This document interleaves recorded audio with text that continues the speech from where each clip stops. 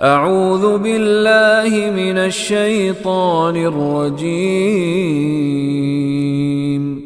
بسم اللہ الرحمن الرحیم فخلف من بعدهم خلف اضاعوا الصلاة واتبعوا الشهوات فسوف يلقون غیا فخلف من بعدهم خلف فخلف، وہ کہتے ہیں نا خلیفہ ہونا، خلف پیچھے کو کہتے ہیں، جانشین کو کہتے ہیں۔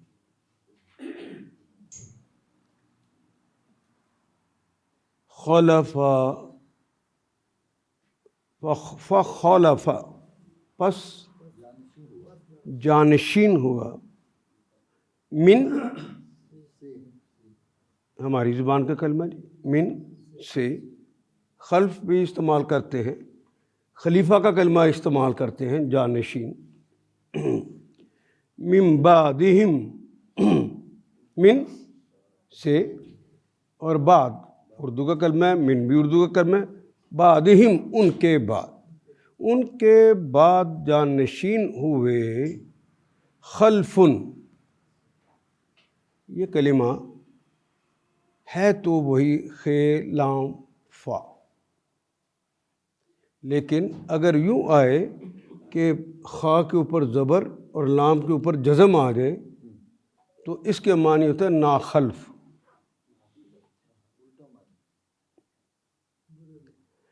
اگر خالفہ آیا ہے، خالفہ، تو اس کا مطلب ہوتا ہے جانشین، اس نے جانشینی کی، خالفن وہ جانشین ہوا۔ لیکن اگر آ جائے خلفن تو اس سے مطلب ناخلف، آباء و اجداد یا جن کا وہ جانشین ہے ان کے رستے سے ہٹا ہوا، نافرمان۔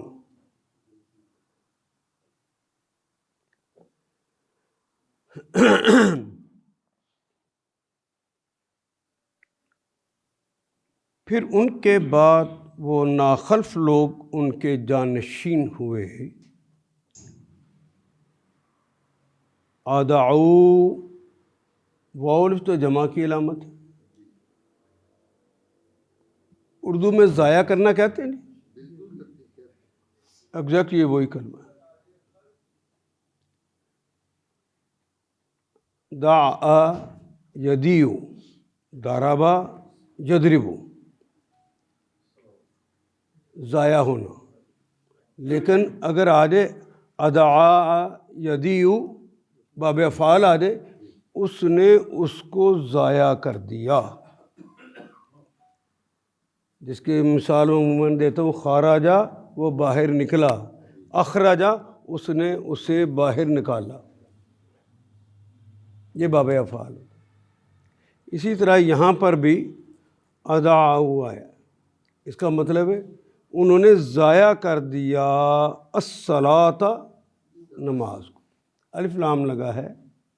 ویسے تو صلاۃ کا مطلب دعا ہوتا ہے،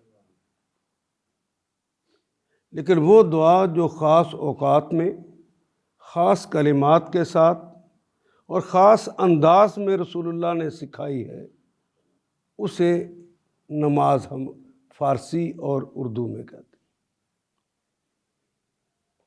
یہاں الف لام لا کے اسی کی اصطلاح بنی ہے جو اصطلاحاً نماز ہے، جو ہمیں 5 وقت پڑھنے کے لیے فرض کی گئی ہے، اس نماز کو انہوں نے ضائع کر دیا۔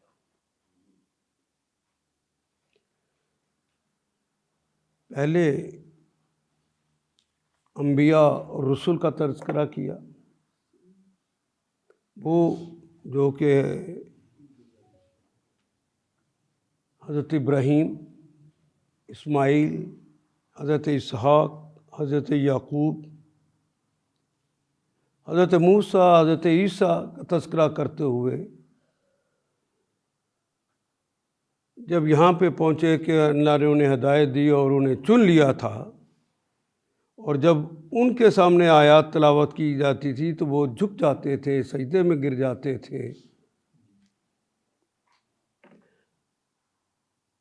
سجدے میں بھی گر جاتے تھے، لیکن مراد یہ ہے کہ اپنی انا اور اپنے رسم اور اپنے رواج کے اوپر اڑتے نہیں تھے، اللہ کے حکم کے سامنے جھک جاتے، اللہ کا کہنا مان لیتے، اپنی پچھلی غلطیوں پر روتے تھے۔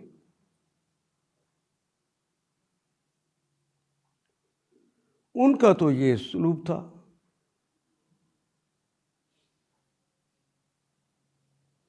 پھر حضرت طالوت آئے، پھر حضرت داؤد آئے، پھر حضرت سلمان آئے، تو انہوں نے اللہ کی بنیاد پر لوگوں کو سمجھایا اور اسلامی حکومت بنائی، تو اللہ نے اتنی قوت دے دی، اتنی قوت دے دی کہ دنیا میں کسی اور کو کبھی زندگی میں ملے گی نہیں، نہ ملی ہے نہ آئندہ ملے گی، کہ انہوں نے دین کو پوری طرح نافذ کر دیا۔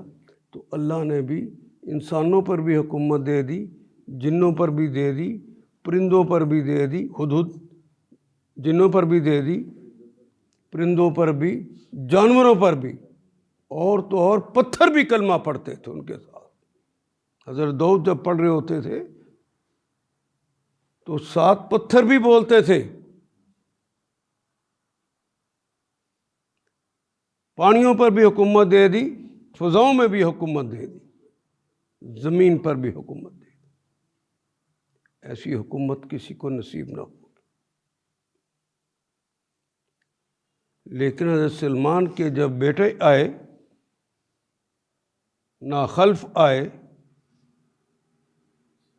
تو اللہ نے وہ سب کچھ ان سے واپس چھین لیا۔ انہوں نے نماز کو ضائع کر دیا۔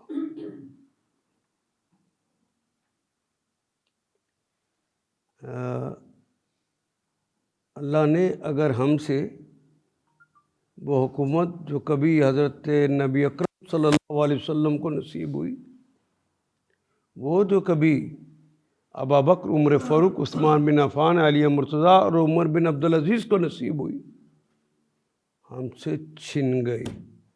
کیوں؟ ہم نے بھی نماز ضائع کر دی۔ یہ نہیں کہ وہ نماز نہیں پڑھتے تھے، نماز ضائع کر دی۔ کوئی کیا ہوگا کام تو ضائع کا ہوتا ہے نا۔ انہوں نے ترک نہیں کی، ہم نے تو ترک بھی کر دی۔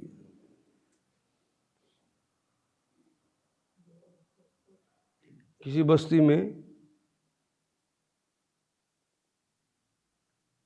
آپ صبح دیکھ لیں، دوپہر کو دیکھ لیں، اس علاقے میں لوگ کتنے بستے ہیں اور مسجد میں کتنے۔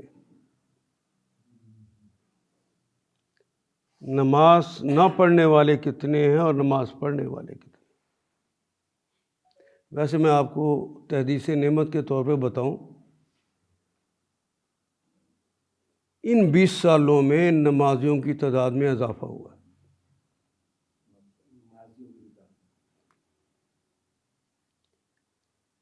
ان 20 سالوں میں نماز کو بچانے والوں کی تعداد میں بھی اضافہ ہوا ہے۔ مایوس نہ ہوں، یہ پہلے سے ہم بہتر آ رہے ہیں۔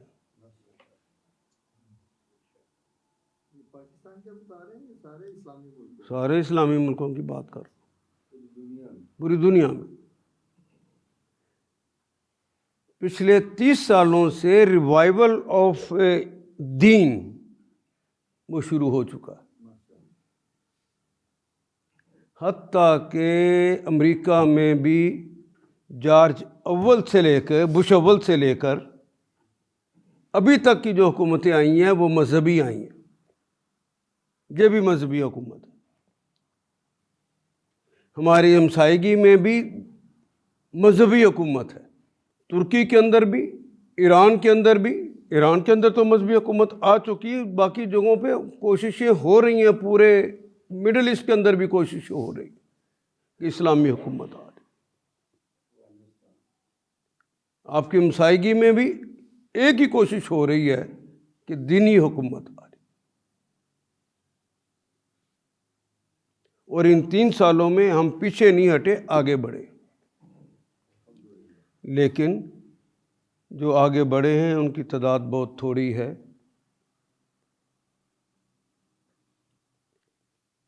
اور جو آگے بڑھے ہیں ان کے اندر دوسروں کو ساتھ لے کر چلنے کا یارہ نہیں.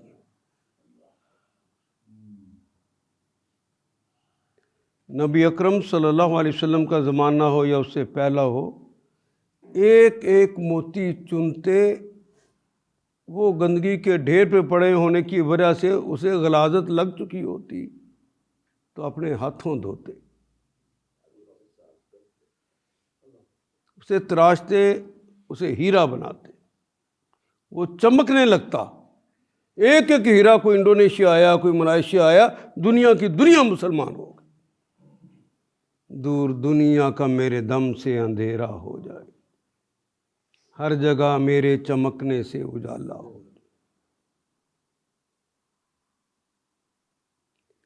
ہم پاکستان بننے سے پہلے اگر بہت بڑے آدمی کا نام لیں، اس کا نام غالب ہے.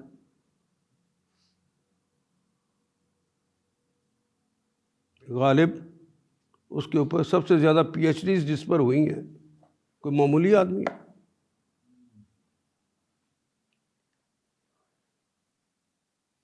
حتیٰ کہ مولانا مودودی سے ایک دفعہ پوچھا گیا، آپ کے نزدیک سب سے بڑا شاعر کون ہے؟ کہتے غالب.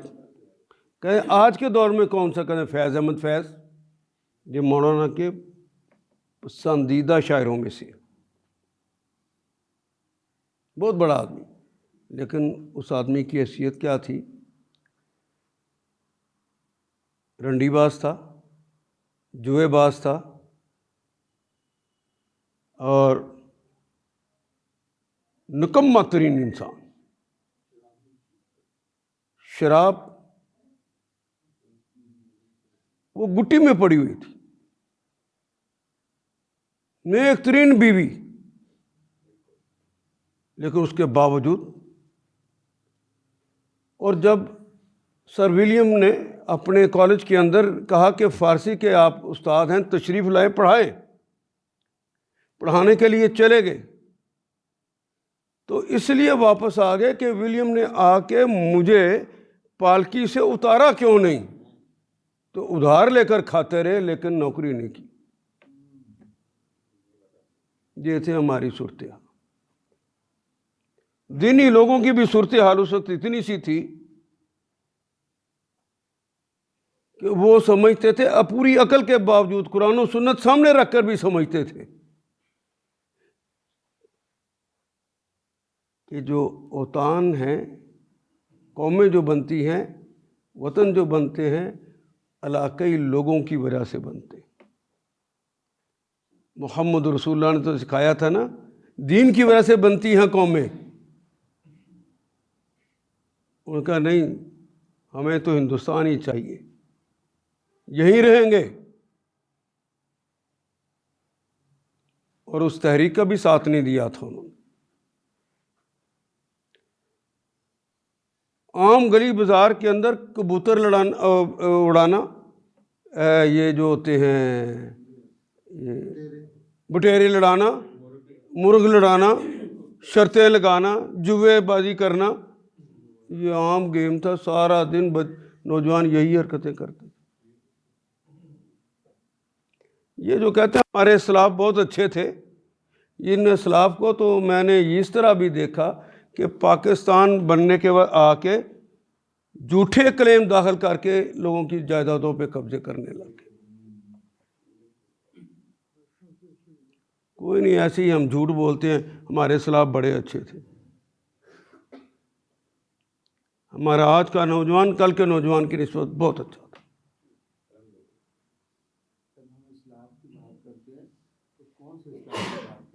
اسلاف سے مراد یہی ہوتا ہے جو میرے ابا تھے، میں اس کے ابا تھے، اس کے ابا تھے.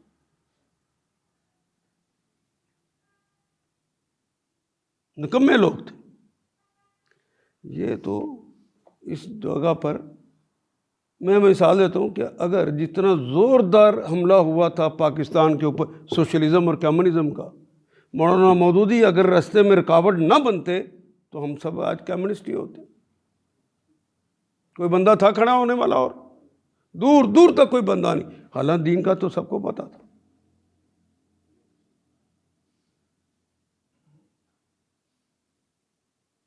ابھی لوگوں کی زبان پہ آ رہا ہے نا کہ اسلامی نظام ہونا چاہیے،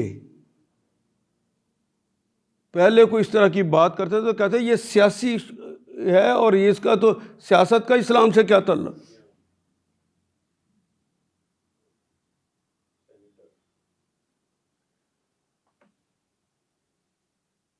اللہ کا احسان ہے کہ پاکستان کے اندر، ترکی کے اندر، مراکش الجزائر کے اندر، سوڈان کے اندر، ایران کے اندر، افغانستان کے اندر، کشمیر کے اندر، مقبوضہ کشمیر کے اندر، اور تو اور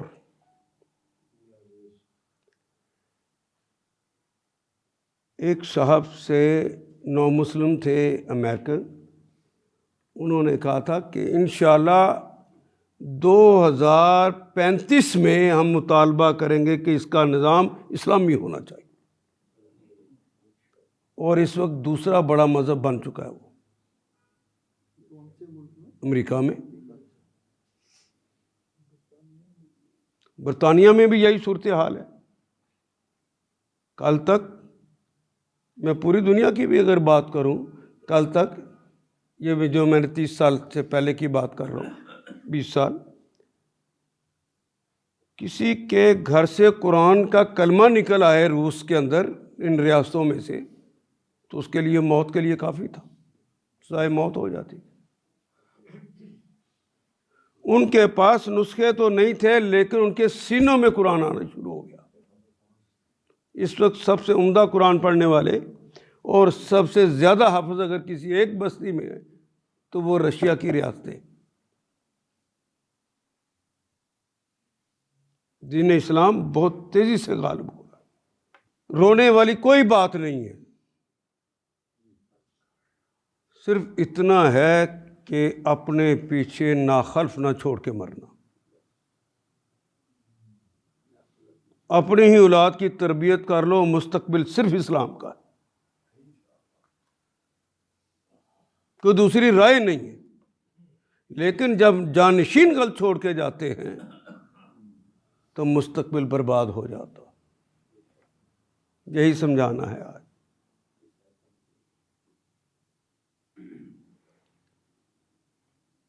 یہ تحریکیں پوری قوت سے چل رہی ہیں۔ یہ حماس کیا ہے؟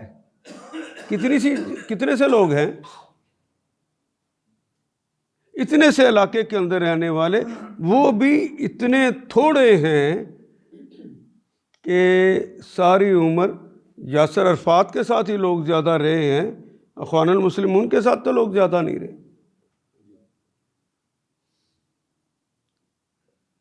وہ تو کسی زمانے میں بھی ان کی حکومت نہیں بن سکی، تو جب بنی بھی تو غزہ کے اندر غزہ کو ہی نشانہ بنا لیا۔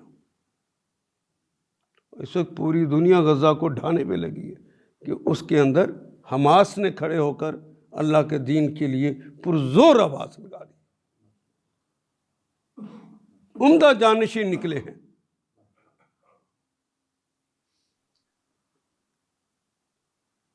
کل تک اس طرح کی مجلسیں نہیں ہوتی تھی۔ اب لاہور میں اس وقت بھی 2000 سے زیادہ کلاسیں ہو رہی ہوں گی، کوئی چھوٹی ہیں، کوئی بڑی ہیں، کوئی ہمارے طرح کی بھی ہیں۔ لیکن اس وقت اگر لوگ دلچسپی لیتے تھے آج سے 30 سال پہلے، تو دیوبندیت، بریلویت، اہل حدیثیت، شیعت اس کے اندر لیتے تھے، اور ساری ان کی جو اسلام کے لیے کام تھا وہ ایک کی مسجد پہ قبضہ کرنا، دوسرے کی مسجد پہ قبضہ کرنا، اور قبضہ کرنے کے لیے علاقے کے گنڈوں کو ساتھ شامل کر لینا۔ اب اللہ کا شکر ہے ایسا نہیں ہے، اللہ کام جس سے مرضی لے لے۔ تو اس کا سہرا جو ہے بہرحال مشرف کے سر پر ہے، اس نے وہ لاؤڈ سپیکر اتروائے تو وہ جو زور زور سے تقریریں کرتے تھے اور دوسرے فرقے کے خلاف گالیاں بکتے تھے لاؤڈ اسپیکروں پہ، مر گئے۔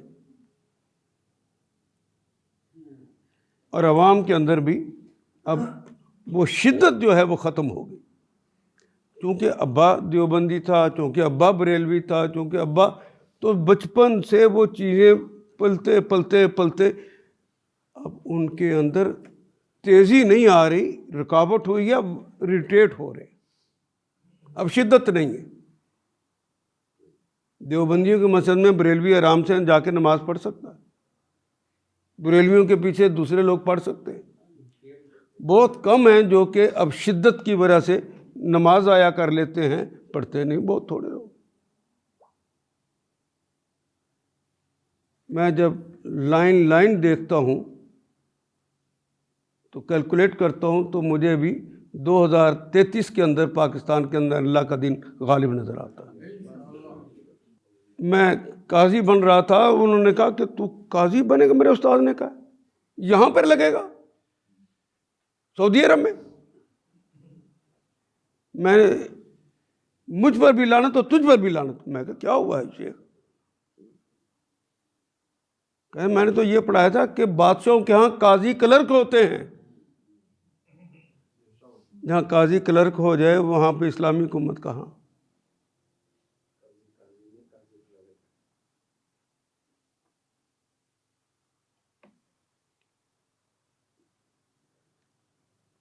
میں یہ جو جہاد افغانستان ہو رہا تھا نا، اس وقت میں بھی گرفتار ہوا تھا سعودیہ میں،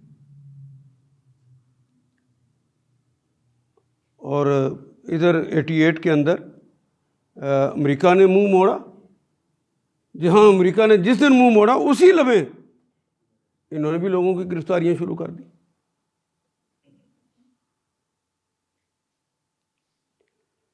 تو جو استاد محترم تھے وہی قاضی تھے،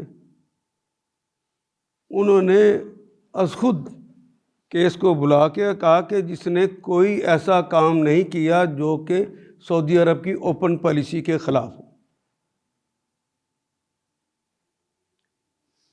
تو اب رہائی ہونی چاہیے تھی۔ اوپر لکھا ملف کے اوپر، فائل کے اوپر لکھ دیا گیا امر ملکیون، شاہی فرمان ہے، قاضی ختم، قاضی ختم۔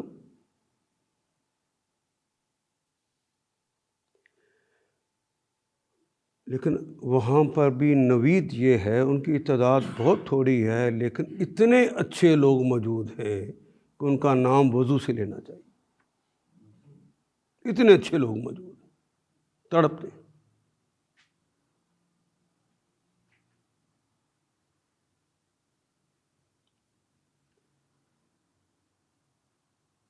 شیخ عبدالعزیز التویجری میرے حدیث کے استاد، آج بھی یعنی خود بخود باہر کی دنیا بھی چیختی ہے کہ ایک آدمی کو جو استاد ہے اسے گرفتار کیا ہوا ہے کیوں نہیں چھوڑتے؟ ان کے شاگردوں نے انٹرنیشنل کورٹ کے اندر اپیل کر دی، انہوں نے فیصلہ دیا، فیصلہ وہاں چلا گیا، لیکن چھوڑا نہیں انہوں نے، شاہی فرمان، اس لیے کہ عدالت کے اندر کیس ہی نہیں۔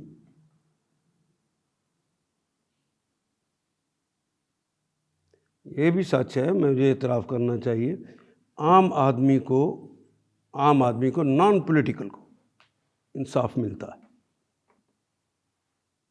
انہوں نے جو حدود قائم کر رکھی ہیں اس کے فوائد قوم کو نصیب ہیں، لیکن تربیت کے اعتبار سے اور تعلیم کے نام پر امریکہ سے جو پڑھ کر آتے ہیں ان کی برین واشنگ ہوتی ہے، یہی آ کے وہاں پہ جب دوبارہ لگتے ہیں تو وہ اس قابل نہیں رہتے۔ قوم بنانے کا کام کم ہے۔ ہمارے لے مین کو بھی احساس ہے کہ ہم برباد ہو جائیں گے، جس سے بھی بات کریں کوئی یہ نہیں کہتا اسلامی نظام نہیں آنا چاہیے، بس ابھی تھوڑی سی ہمت یہ کرنی ہے کہ وہ کہتے ہیں آنا تو چاہیے لیکن تم لاؤ، خود میں نہیں کچھ کر سکتا۔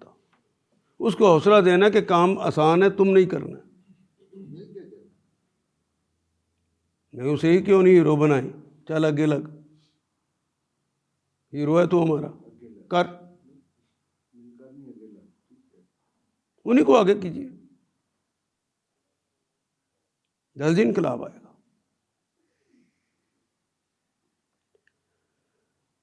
انہوں نے نماز کو ضائع کر دیا۔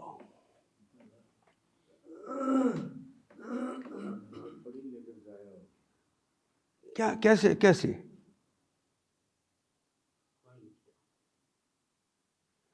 نماز سے پہلے اللہ نے سکھایا تھا وضو کرنا، اگر وضو ٹوٹ گیا ہے تو پاک ہو کے کرنا، اور اس وضو کو شرط قرار دے دیا، اور جو خود اپنی نماز ضائع کر رہا ہو میری گفتگو سنے اور وہ اپنے آپ کو ٹھیک کر لے۔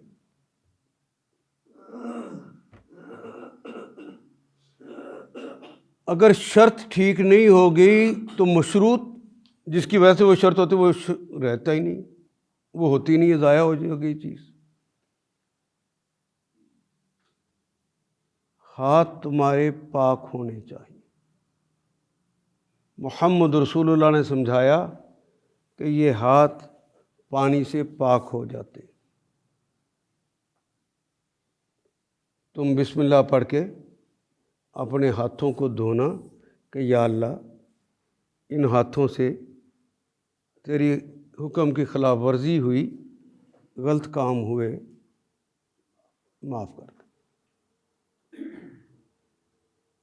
نماز کو قائم کرنے کا حکم تھا نا؟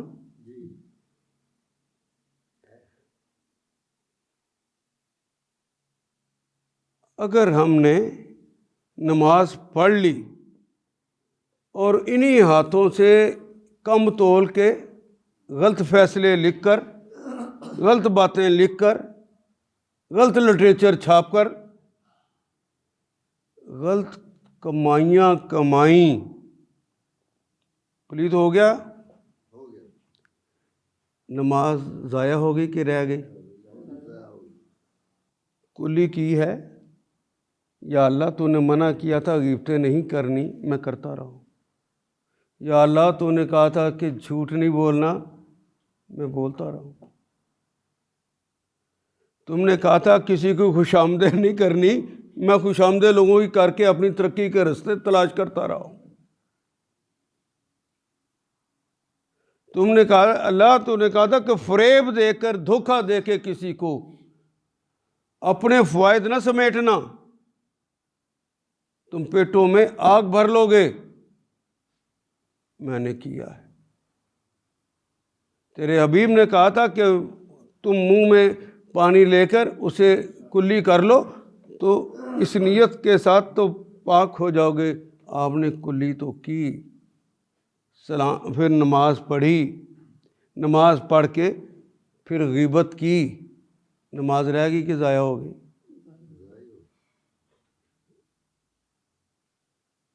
یہ تو ہماری بات ہو رہی ہے، یہ تو ہماری بات ہو رہی ہے۔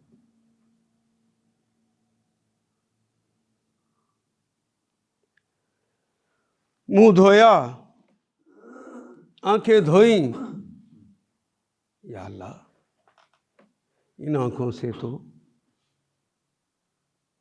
اس منہ سے تو حلال کھانا تھا، میں نے تو تمیز ہی نہیں کی، میں اسے دھوتا ہوں۔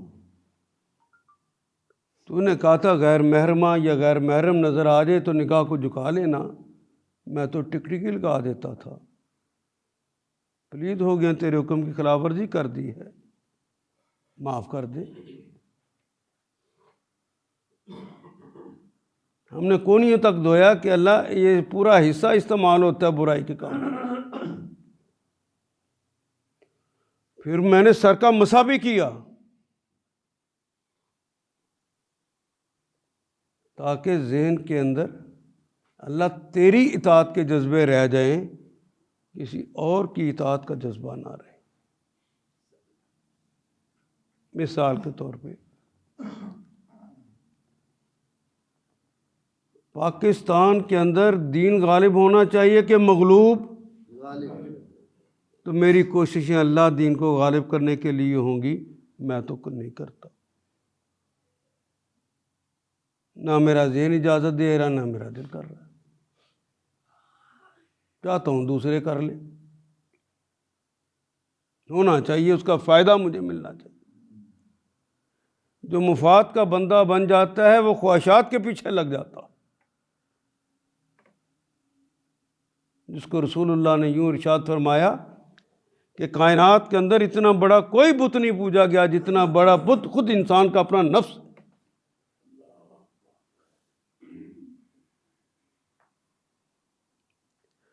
اگر اپنے دل کی باتیں مان لیں،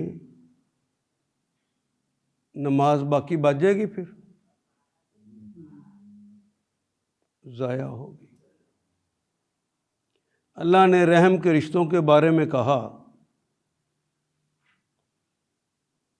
کہ اگر یہ رشتے تمہارے ساتھ ایسا سلوک کریں جس سے رشتہ ٹوٹ جانا چاہیے، تو قرآن کے اندر کلمات ہی یہ اختیار کیے، جو تم سے ٹوٹتے ہیں ان سے جڑو۔ یہ رحم کے رشتے چچا، تایا، ماموں، پھپھو، خالہ، یہ رحم کے رشتے ہیں۔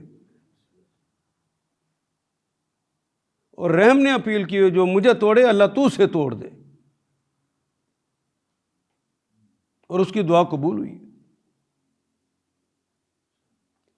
تو سچ کہیں، نماز بھی پوری پڑھتے ہیں، رو رو کے بھی شاید پڑھتے ہوں، اور شاید تہجدیں بھی پڑھتے ہوں، اور تہجدیں بھی لمبی لمبی پڑھتے ہوں، چچا کے بیٹے کے ساتھ، تایا کے بیٹے کے ساتھ، دیورانی کے بیٹے اور جٹھانی کے بیٹے کے ساتھ، ان کی اولاد کے ساتھ کیسے تعلقات ہیں، سوچیے ذرا۔ اللہ نے کہا یہ رحم کے رشتے ہیں، ہم کہتے ہیں اللہ تجھے کیا پتا، ہمیں پتہ بھگتے ہم ہیں، یہ رحم کے رشتے نہیں ہیں، یہ شریکہ برادری ہے۔ کیا ہم انہیں شریکہ برادری نہیں کہتے؟ جی۔ اور پھر شریکہ برادری کہہ کر ان کو تکلیف دینے کے لیے کوئی موقع آئے تو چھوڑتے نہیں، اور جس کی وجہ سے ہماری زبان میں ایک محاورہ ایجاد ہوا ہے، شریکاں دی کند ٹھا دیو پاویں آپ تھلے آ جاؤ۔ غلط کہہ رہا ہوں جی میں؟ نماز بچ گئی، پڑھی ہوگی آپ نے، ضائع ہو گئی، اسے قائم کرنا تھا۔ اللہ نے تو سکھایا تھا کہ مسجد میں نماز پڑھنے کے بھی لیے آؤ تو لائنیں سیدھی رکھنا، یہ کہا تھا۔ اور سرکار دو عالم صلی اللہ علیہ وسلم تو سینے پہ نیزے رکھ کے لائنیں سیدھی کراتے تھے، اور پھر یہ جملہ بھی کہتے تھے کہ لائنوں کے ٹیر سے قطاروں کے صف بندی پوری نہ ہو، صف بندی نہ ہونے کی وجہ سے، اس کے ٹیڑھ کی وجہ سے اللہ دلوں میں ٹیڑھ پیدا کر دیتے ہیں۔ تو دیکھ لیے ہمارے دلوں میں ٹیڑھ ہے، اور کوئی لائن سیدھی کرنے کے لیے کہہ دے تو ہمیں موت پڑ جاتی۔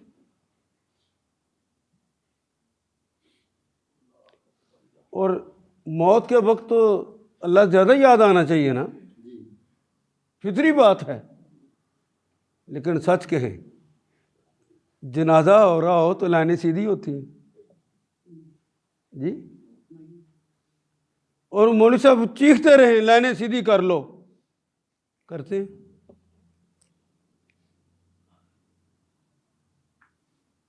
جو نماز کو ضائع کرتا ہے وہ خواہشات کا بندہ بن جاتا۔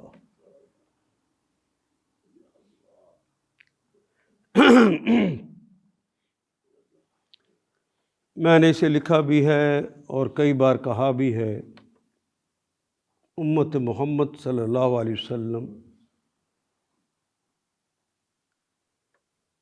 تین چیزوں میں ڈوب گئی، ناخلف نکلی۔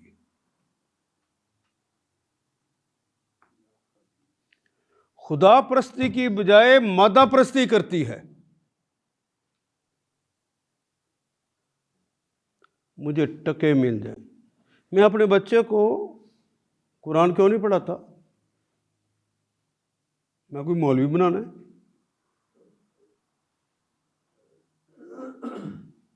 میں انگریزی اس لیے سکھاتا ہوں میرا بچہ بڑا ہو کے بڑا افسر بنے گا۔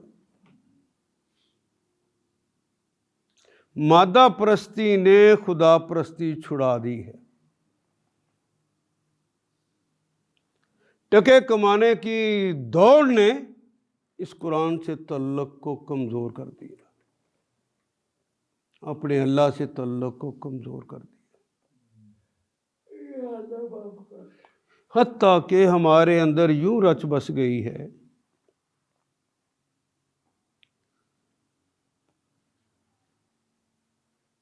باپ کتنی بڑی ہستی ہوتی ہے، ماں کتنی بڑی ہستی ہوتی ہے، وہ بلاتی ہے، بیچاری کہتی ہے چلو اپنی شکل نہیں دکھانی، مجھے پوتے کی شکل تو دکھا جایا کر۔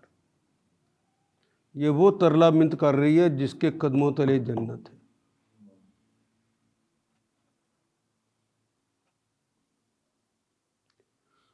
اور جہاں سے دولت ملنے کا چانس بھی ہوتا ہے، ملتی ہے نہیں ملتی یہ تو الگ بات، چانس بھی ہو جائے تو ہم منہ پھیلا کے اس سے باتیں کرتے ہیں، اس کی خوشامدیں کر کے اس کے قریب رہنے کی کوشش کرتے ہیں کہ میری کامیابی یہاں پر۔ غلط کہہ رہا ہوں نا جی میں؟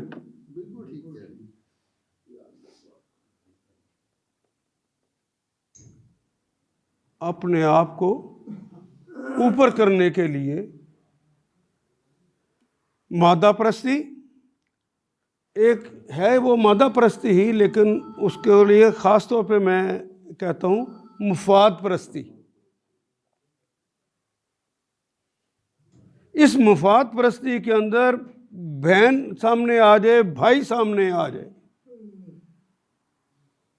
میں کسی کا لحاظ نہیں کرتا۔ پہلے وہ کہتے تھے تو اس کو رائت دے رہے تو وہ تیرے مامے کا پتر ہے، ماموں کے بیٹے کے ساتھ بھی یہ کہ رائت دی جاتی ہے، اب یہ حقیقی بہن اور حقیقی بھائی کو بھی نہیں دی جاتی، اور اس کا جو حق ہوتا ہے وراثت کے اندر وہ بھی نہیں دیا جاتا۔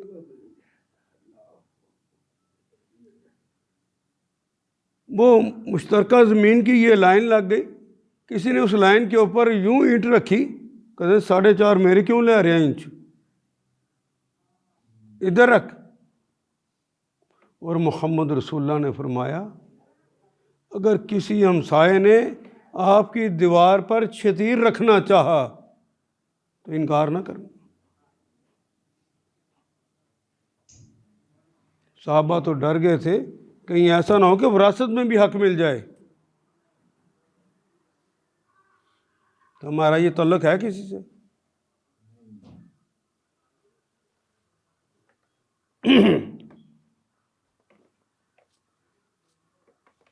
تیسری چیز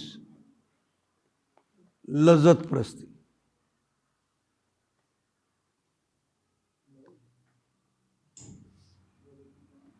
بندہ کبھی باہر جاتا تھا نا تو واپس آ کے ماں کو صرف ایک ہی جملہ کہتا ہے، ماں تیرے ہاتھ کے کھانے بڑے یاد آئے۔ تھا نا جی؟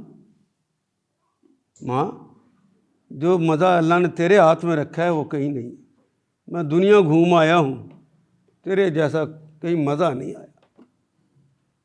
اسی گھر میں اسی ماں کے ہاتھ سے جو اس کا شوہر ہوتا ہے، آپ کا باپ، وہ نہیں کہتا کہ تیرے ہاتھ کے کھانے بہت اچھے ہیں، وہ کہتا میری ماں کے ہاتھ کے کھانے بہت اچھے ہیں۔ یہ اصل میں ماں کے تعلق کی وجہ سے وہ مزہ۔ لیکن اب اپنے مزوں کی خاطر ماں کون کھائے تیرے ہاتھ کا، میں تو برگر کھاؤں گا، پلیٹر کھاؤں گا، شاورما کھاؤں گا، مزے لینے کے لیے دوسری چیزیں کھاتے ہیں جی۔ ڈاکٹر بھی چیختے ہیں کہ تم بیمار ہو جاؤ گے، مانتے ہیں۔ لذت پرستی نے ہر چیز کو تہس نہس کر دیا۔ رسول اللہ نے کہا کہ جو غیر محرمہ کو دیکھتا ہے یا غیر محرم کو دیکھ کر لذت کا حصول کرتی ہے، میرا جی چاہتا ہے اپنی انگلی سے اس کی آنکھیں نکال دوں۔ تو 60 سال کا بابا بھی حسن دیکھ لیتا ہے تو آنکھ جب اس کی جھپکتی ہے، لذت پرستی میں ڈوب گئی۔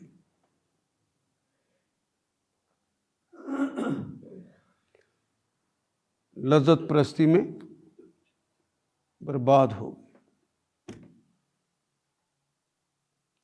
اور جتنا نماز کو کسی نے ضائع کر دیا ہوا ہے، اس کے گھر کے اندر تو حلال رشتے بھی برباد ہو گئے۔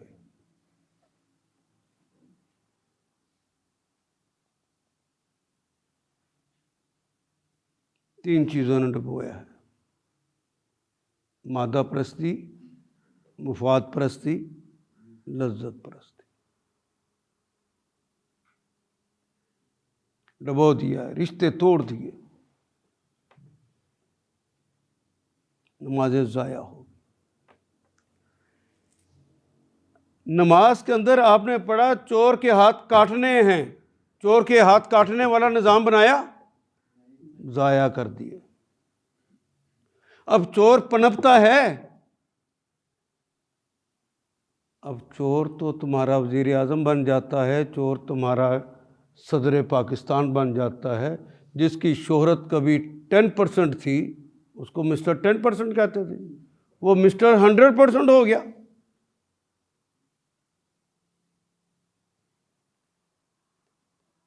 ملک صاحب، لوگ اتنے دین سے دور ہو گئے، اب وہ کہتے ہیں کہ میرا لیڈر کھاتا ہے، اگر مال چوری کرتا ہے پاکستان کا تو کچھ نہ کچھ لگاتا بھی تو ہے نا، دوسرے سے اچھا ہے جو سارا ہی کہا جاتا ہے۔ ملک صاحب، وہ بھی دھوکہ ہے۔ اگر میں موٹر وے نہ بناؤں، میں سڑک نہ بناؤں تو کک بیکس میں نے کہاں سے کھانی ہے؟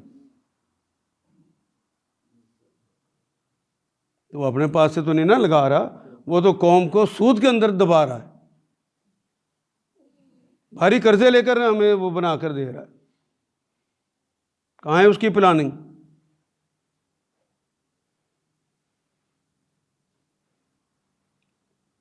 بربادی ہی بربادی ہے۔ جنہوں نے نماز کو ضائع کر دیا، واتبعوا الشہوات، اتباع کرنا، پیروی کرنا، تو میں یہی تو بتا رہا ہوں کہ وہ پھر جو نماز کو ضائع کرتا ہے پھر شہوات کے پیچھے لگ جاتا ہے، اس کی اتباع کرتا ہے، مزے۔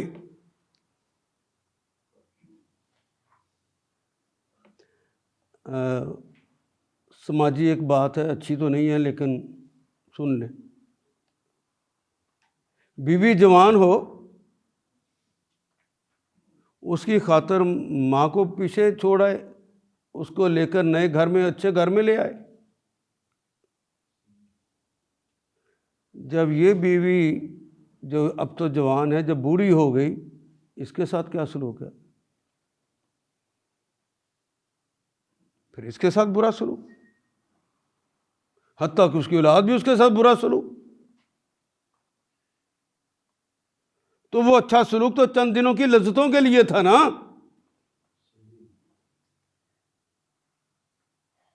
بیوی کی خاطر نہیں تھا، وہ رشتوں کی خاطر نہیں تھا۔ رشتے تو جوڑتے ہیں، توڑتے تو نہیں ہیں۔ جو ماں اتنے چاؤں سے بیاہ کر لائی ہے، اس کو پیچھے چھوڑ آئے ہو، بابا کو کہتے ہو کہ تو کھانستا ہے اور میرے بچوں کو جراثیم لگ جاتے ہیں۔ جب اپنی خواہش نفس کا آدمی پیرو ہو جاتا ہے، فَسَوْفَ يَلْقَوْنَ غَيًّا، سوف ان قریب، کوئی زیادہ دیر نہیں لگے گی، بہت بھی اچھی تربیت ہوگی تو ابھی جاؤ۔ سوف یلقون، ملنا، لقاء کرنا، ملاقات کرنا، وَنُن تو جمع کی علامت، یا شروع میں جو ہے مضارع کی علامت، غیا، غوا یغوی، گمراہ ہو جانا. اپنی صراط مستقیم جو کہا تھا اہدنا الصراط المستقیم، تو اللہ نے کتاب اور سنت کے ذریعے صراط مستقیم دی تھی، اس سے بھٹک جاؤ گے، بچنے کا کوئی امکان نہیں. فسوف یلقون غیا، تمہاری حالت یہ ہو جائے گی. غیا کے دو معنی، بہک جانا، گمراہ ہو جانا، اور دوسرے معنی ہے نامراد ہو جانا. تو ایمانداری سے بتائیں، جو انہوں نے اپنی خواہشات نفس کی خاطر امی کو چھوڑا، ابو کو چھوڑا، اپنی بہن کو چھوڑا، اپنے بھائی کو چھوڑا، دنیا میں کیا بامراد ہیں کہ بے مراد ہو گئے ہیں؟ ممکن ان کے گھر دولت بہت آ گئی ہو، اپنے بیٹوں کو ہاتھوں، بیٹیوں کے ہاتھوں چرکے کھاتے، راتوں کی نیندیں خراب ہو گئی، ڈپریشن کی گولیاں کھاتے ہیں.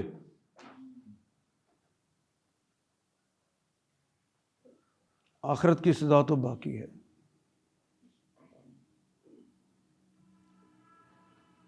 اور جس جگہ پہ اس طرح کی لوگ رہتے ہو، ملک نہیں بچا کرتے.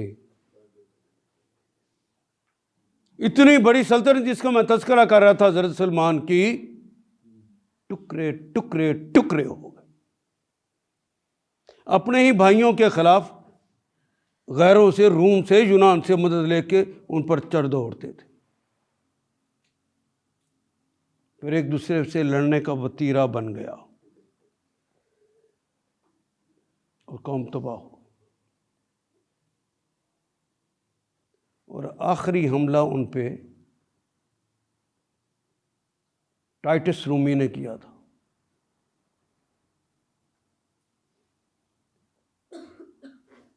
اور تاریخ بتاتی ہے کہ اس دن یروشلم میں،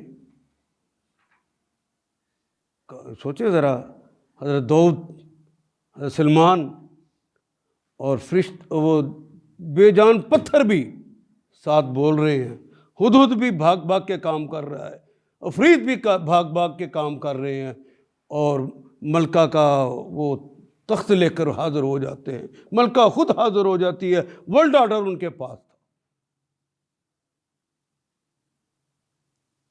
پھر ٹائٹس رومی نے جس دن داخل ہوا ہے یروشلم میں، گھوڑے گھٹنوں تک خون میں تھے. یہ محاورہ ہے.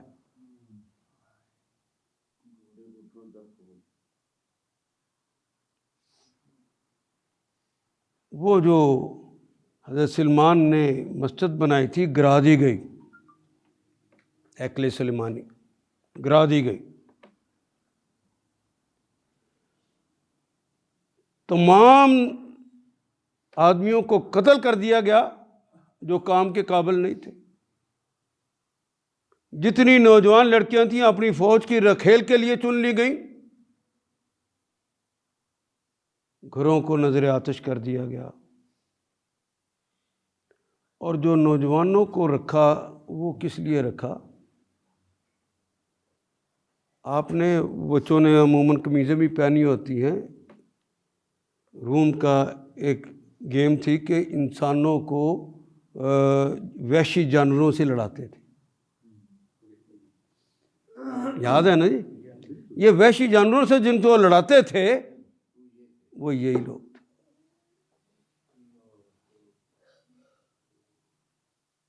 اور جب وہ وحشی جانور ان کو چیر پھاڑ کرتے اور ان کی چیخیں نکلتی تو یہ لوگ کہہ کے لگاتے. کیا ہم بھی اس بات کا انتظار کریں؟ اگر ان پر یہ اللہ نے عذاب کا کوڑا برسایا تھا تو ہم کوئی ایسا تو نہیں کہ اللہ ہماری خاطر اتنے اچھے تو نہیں ہیں کہ ہماری خاطر اللہ اپنی سنت چھوڑ دے. ہو سکتا ہے ایسا؟ یہ جو شکلیں نہیں نہ بدلی اور اجتماعی عذاب نہیں آیا، وہ تو محمد رسول اللہ کی دعا تھی، وہ تو ہو گئی. اب چھوٹے چھوٹے علاقوں میں عذاب بھیج کر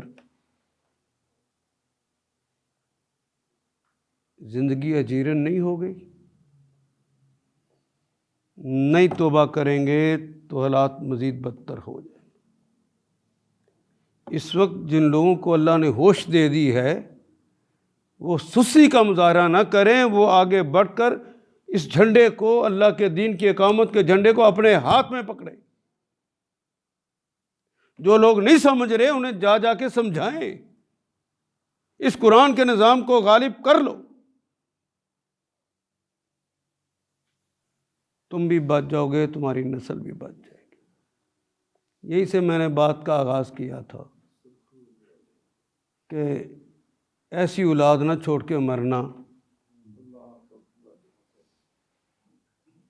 جو ناخلف ہو۔ تو گھروں کے اندر